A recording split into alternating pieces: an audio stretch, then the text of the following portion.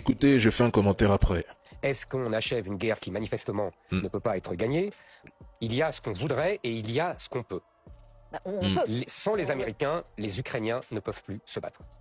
Voilà, je vous le dis franchement et je vous le dis nettement. Sans les Américains, sans les armes américaines, les satellites américains, les services secrets américains, il n'y a plus de combat possible. Donc les Européens peuvent s'agiter, ils peuvent faire des moulinets. La vérité, c'est qu'ils ne peuvent pas remplacer les Américains. Tout le monde le sait. C'est juste... Bien. L'Europe veut prolonger le conflit en Ukraine pendant 1 an parce que l'Europe croit que dans 1 an, la Russie demandera la paix, déclare le secrétaire d'État américain. Sans les États-Unis d'Amérique, l'Europe devrait mobiliser plus de 300 000 soldats face à la Russie et investir 250 milliards d'euros par an, sans compter la production massive de drones, chars, véhicules, obus, etc. Franchement, on en a marre de répéter les mêmes choses à ces clones qui font semblant de ne rien comprendre. Tout le monde est d'accord là-dessus, même Zelensky l'a admis il y a 2 jours. Son allié le plus crucial dans cette guerre, c'est les États-Unis. Sans eux, il n'aurait jamais tenu 3 jours.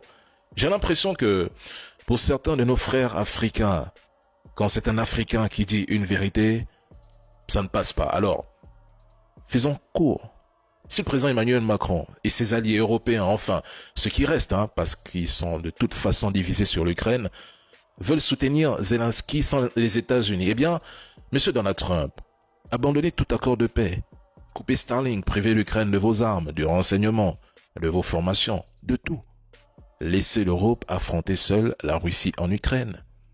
Les dirigeants européens et leurs trolls parlent beaucoup sur les réseaux et médias. Mais quand il faut s'engager pour défendre leur pays, notamment la France, on ne voit quasiment personne.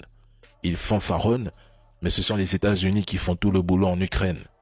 Donc s'ils ne sont pas trop d'accord, retirez-vous et laissons-les à la Russie. Nous verrons le résultat après 1 an.